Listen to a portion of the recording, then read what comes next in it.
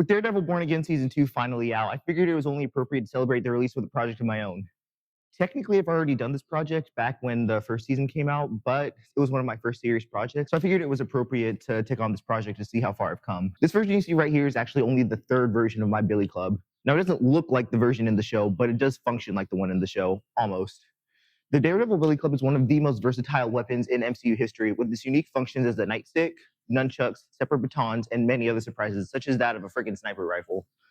Everything about the Billy Club is relatively simple and practical for Daredevil's non-lethal martial artist approach. As the guy in the chair, I'm responsible for making all the superheroes the cool toys. And with the Anti-Vigilante Task Force growing more powerful every day, I gotta get to work. So let's make a doodad for the devil.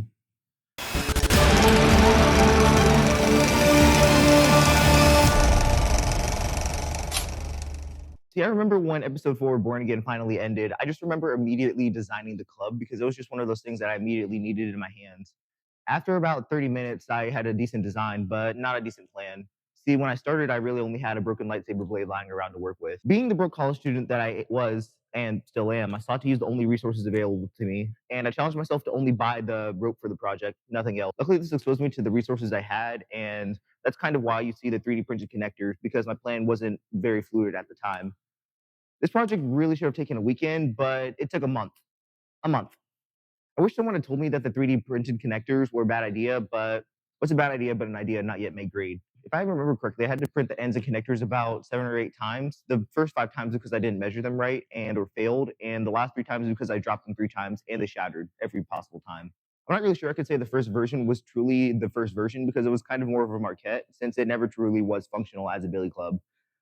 I honestly did finish it and set it down carefully under my bed for a couple of weeks, and then it still managed to break. Either way, based on my previous mistakes with this one, it was pretty obvious what I had to do for the next version. For something that was supposed to be used for defense and martial arts, it was pretty fragile and impractical to use. Like I said, it broke like 3 times, which you can kind of see from these welding marks. As you know, there are numerous functions for the famous Billy Club, with a consistent one being the main Billy Club, the nunchucks, and the 2 separate batons. So the connectors was the most annoying part, but the hardest part was really getting the nunchucks to work. At one point, I tried weighing down the end of the string with a makeshift bag of sand, but surprise, surprise, I got sand all over my dorm. So while the first version of this project was very frustrating, on the other end of it, it taught me 3D modeling, 3D printing, how to use a soldering iron, and dimensional analysis. The thing is, despite having finished this project, I couldn't just let this thing sit in the corner of my room. And seeing what this project could lead to, I had no choice but to get to work on V2. Now, at this point, I had a month left into the semester, and it was nearing final season, so I could not spend a lot of time on this project. So for V2, I invested in some garden couplers from Amazon, which greatly tied the project together and made the Billy Club much more practical.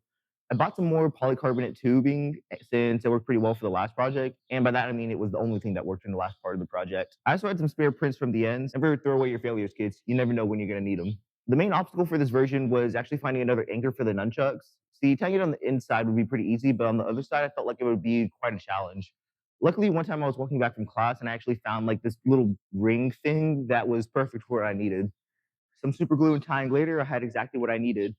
To better differentiate the two, I had it so the 2 batons were separated by twisting it and the nunchucks by a quick release. It suited me pretty well for the time, and the only thing I would change was the use of the rope. I actually used a really cheap spandex cord wrapped with wire instead of Kevlar cord like I was like suggested. And my arrogance was challenged when I let someone hold it and they freaking broke it. Go figure. Now, I will say that this version was definitely better, but having the twist to separate function was very impractical. But at this point, Daredevil had finished and I had moved on to other projects, and it was final season, so I didn't really have the time. I still picked it up from time to time, and it served me pretty well. Flash forward to this year, season two's out, and I really wanted to see what I'd learned from everything else I'd done. This was a relatively cheap and easy project once you knew what you wanted and how to get it, and I also had all the materials I needed. So this one actually did take a weekend. So I took the V1 Billy Club that was hiding under my bed and I stripped it down to use it for V3.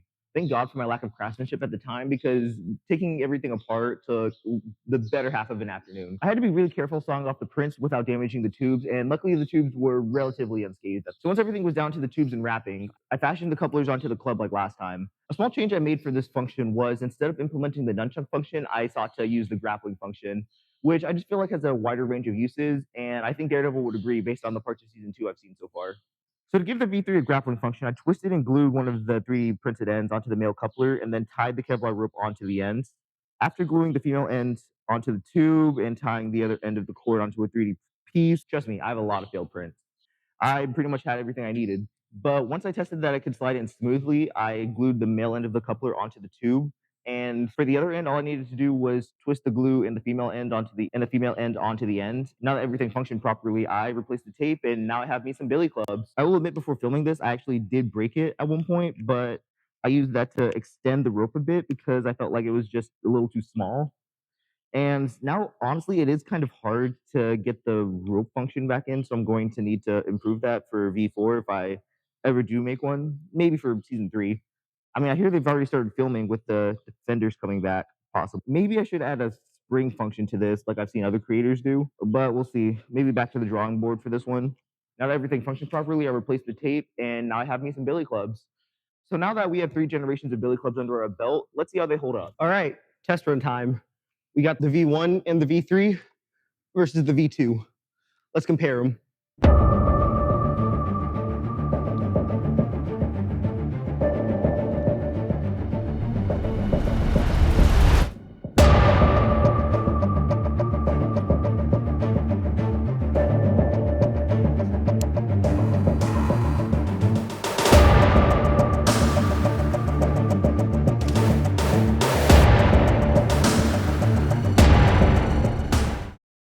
So the Billy Clubs are only a fraction of what makes Daredevil Daredevil.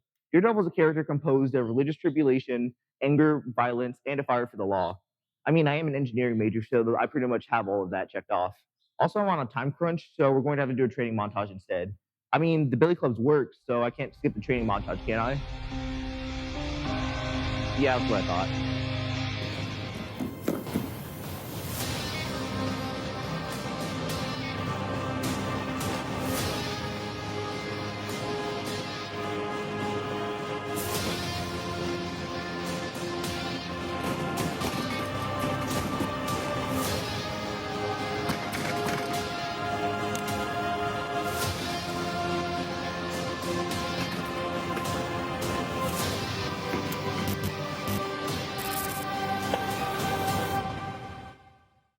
So for those of you that are curious about this mask, I got this flash mask at a Halloween shop. Then I glued some mesh onto the eyes. Also, as you can see, I kind of made the double Ds from EVA foam, kind of to resemble the brick and horn from Daredevil Born Again season 1.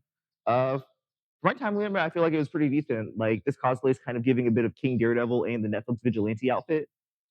Well, now that I have everything I need to take on the Anti-Vigilante Task Force, I'm going to wrap it up for today. Thanks for checking out this tutorial. I hope that on the other end of the season, we'll find something wonderful. Let me know what kind of other projects you'd like to see, what prop perspectives I may do. Let me know if you'd like to see a Daredevil Billy Club prop perspective. Until then, I'm K Cinematic. Be sure to like and subscribe.